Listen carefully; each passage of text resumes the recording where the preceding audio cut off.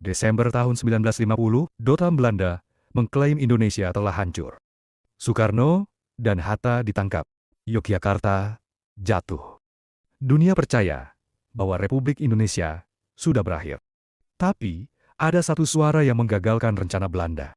Suara dari hutan Aceh. Inilah Radio Rimba Raya.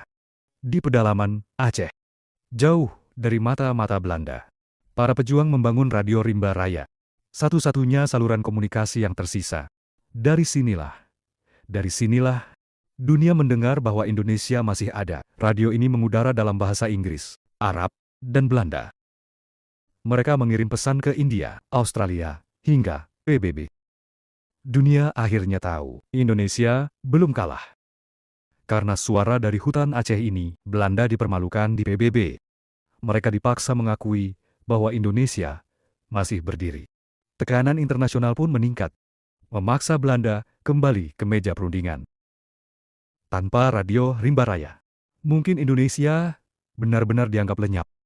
Tapi, pertanyaannya, kenapa sejarah ini jarang diajarkan? Kenapa peran Aceh dalam menyelamatkan Republik ini seperti sengaja dihapus?